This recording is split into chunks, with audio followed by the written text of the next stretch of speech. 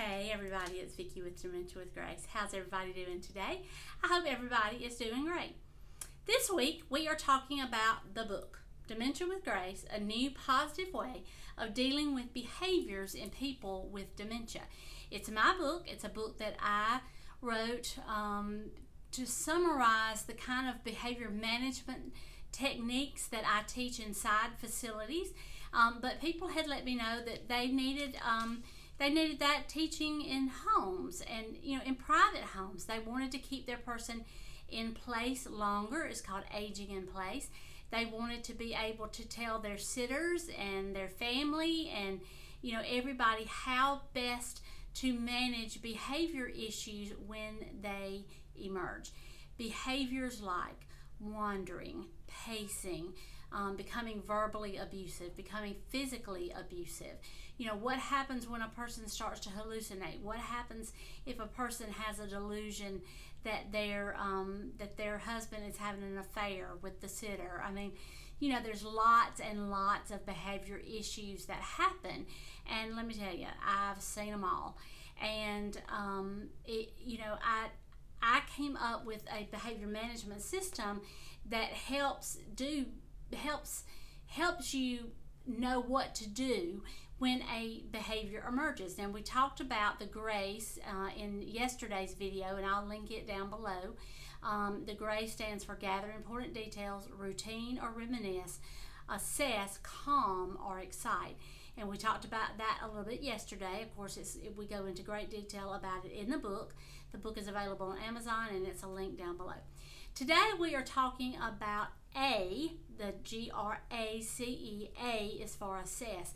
And I'm going to talk about how I assess somebody with a new or worsening behavior. And it's another acronym, PICEM, so that you could easily understand and remember that. If a person is having a new or worsening behavior, these are the things that I want you to look at first. These things can cause behaviors to emerge or to worsen. These are the things: pain, infection, constipation, environment, we'll go into that, or medicine change, and we will talk about that. Pain is listed first because it's the one that needs to be addressed first if there is pain, and it is one of the ones that can be adjusted. You can get some pain medicine on board and manage the behavior straight away. Pain, though, is tricky because a person with dementia experiences and expresses pain differently. They can have deferred pain or referred pain. People call it two different things.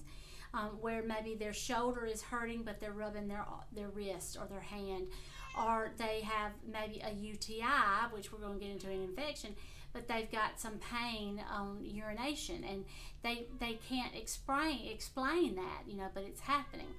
So pain can make a big difference in a person with dementia. So when you are, and the book goes into all of this. That is my cat, Contessa. If you hear her down there, she's wanting to be on video. But pain is something that you sometimes have to really dig to see if there's any pain. There's nonverbal expressions of pain. We go into all of that in the book. Infection, the most common infection that can really turn people inside out is a UTI, urinary tract infection. People with a urinary tract infection that also have dementia can absolutely go bonkers, for lack of a better word. I mean, they can be just sweet as pie, and they have a little bit of a UTI, and they become a raging, hateful, vindictive person. And you're just like, that is not my daddy. That is not the way he acts. 9 times out of 10, if this is something that's so unlike him, there's an infection going on, and it's usually a UTI. It can be other infections, but the UTI is the booger bear. Constipation is another thing. Now, we don't think about that very often. Constipation is not a first world problem, usually. But it can really cause some issues in a person with dementia. People with dementia that have a natural decline in their hunger and thirst.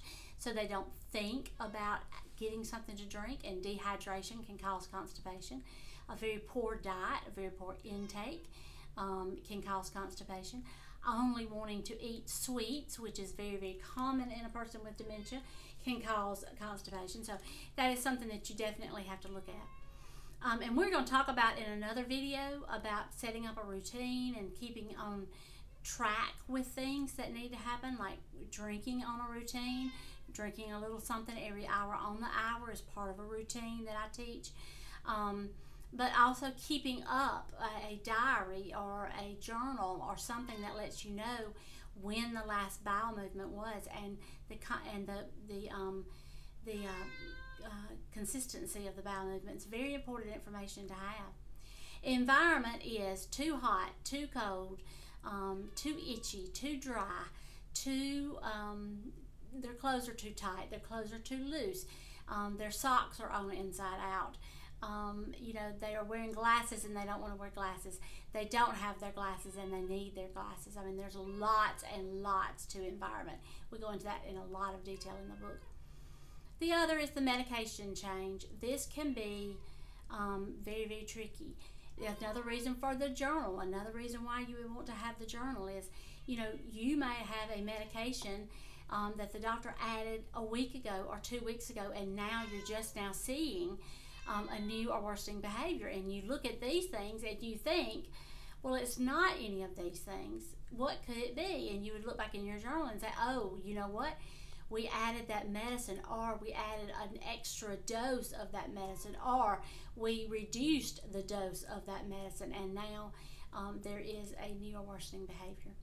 You can be having pain because of an infection, and you get put on a new medication, a new antibiotic that may cause diarrhea and excoriation of the bottom, and so then that's pain, and so that was all because of a medication change. But you have to look at everything, right? Okay.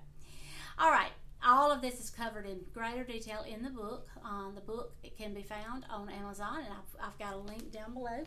We would love to have you on the group as well. If you would love to jump on the group, there's a link down below for that as well. We would just love to have you. So y'all, come on over. If you have not subscribed to this channel, please subscribe. There's a little subscribe button down here somewhere, and there's a little bell. If you hit the bell, you will be notified each time that I upload a video, so that's good for you to know. All right, well, I think that's it for this video. If you have any questions, any concerns, if you need any of it explained further, please leave me a comment down below. I'm very responsive to the comments. I would love to hear from you. All right, I will talk to y'all in the next video. I love you. Bye. Mwah.